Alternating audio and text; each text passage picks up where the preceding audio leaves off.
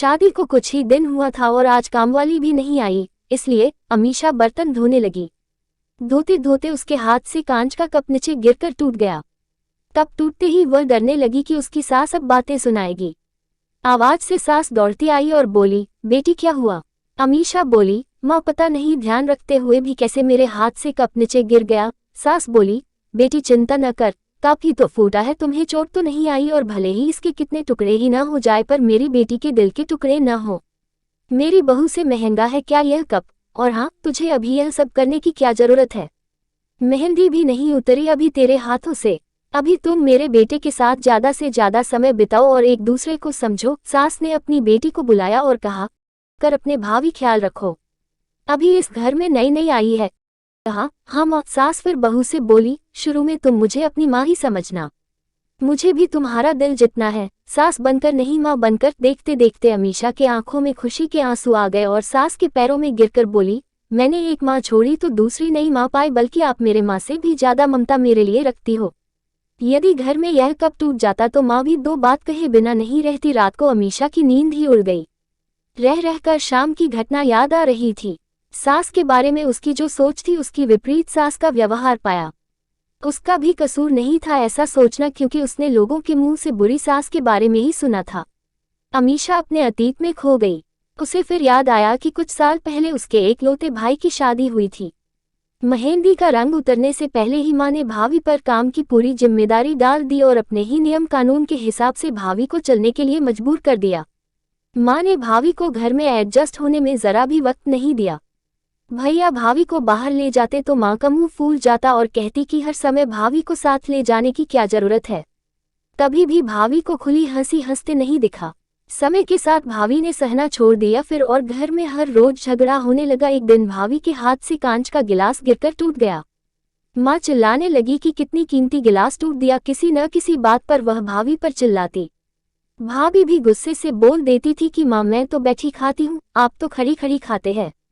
जब से आई हूँ तब से रोज दो दो चार जली कटी न सुना दो, तब तक आपको चैन ही नहीं मिलेगा। कभी मेरे माँ को तो कभी मेरे पापा को, हमेशा मेरी मायके वाली को कोसती रहती हो। ऐसे ही माँ और भाभी एक दूसरे के साथ बहस करती रहती थी। अमीशा ने घर के अलावा और भी कई जगह पर सास बहू के झगड़े सुनते सुनते वह डर गई थी, इसलिए शादी से कतराने लगी। मगर माँ बाप के कारण ही उसे शादी करनी पड़ी और अनजान भाई को लेकर ससुराल आ गई। पर आज की घटना से उसकी सोच बदल गई कि सब सास और बहू एक जैसी नहीं होती। नींद न आने की वजह से अमीशा ने सोचा कि चलो थोड़ी देर माँ से बात कर लूं। माँ ने इतनी रात को उसे फोन करते देख कहा, बेटी सब कुछ ठीक है न? कहीं तुम्हारे पति से या सास से झगड़ा तो नहीं हो गया? अमीशा बोली, नहीं माँ ऐसा कुछ नहीं है।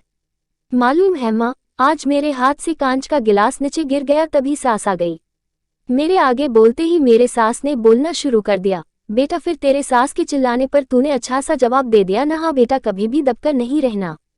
तुम एक पढ़ी लिखी अच्छी लड़की हो, तुम में कोई कमी नहीं है, इसलिए कभी भी सुनना मत। तभी बात को काटते अमीशा बोली, माँ अब बस करो, मैं अपने दूसरे माँ के खिलाफ कुछ नहीं सुन सकती। माँ थोड़ा आश्चर्य हो गई और बोली, यह क्या बोल रही हो? अमीशा बोली, हाँ माँ, आज मेरे हाथ से जब कप गिरा तो मेरे सास ने बिल्कुल भी मेरे साथ बुरा व्यवहार नहीं किया। अंत में अमीशा बोली, अब आप समझ गई ना सारी बात?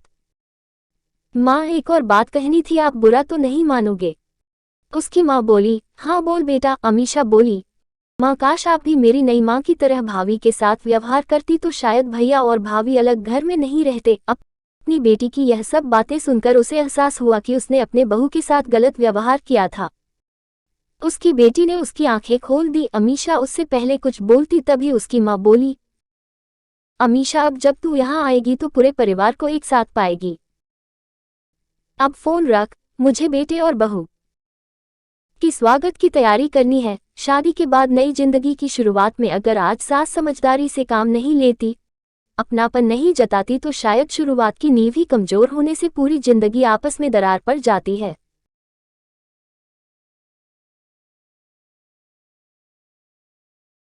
कप को फूटने से कोई नहीं रोक सकता, लेकिन प्रेम को टूटने से तो हम रोक सकते हैं। कांच के टुकड़े हो जाए पर घर के टुकड़े न होने दे।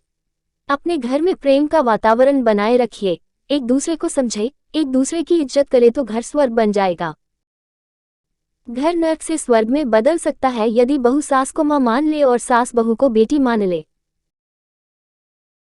दृष्टि बदलने से सृष्टि बदल जाएगी और एक औरत चाहे तो घर को स्वर्ग बना सकती है और चाहे तो नर्क भी बना सकती है।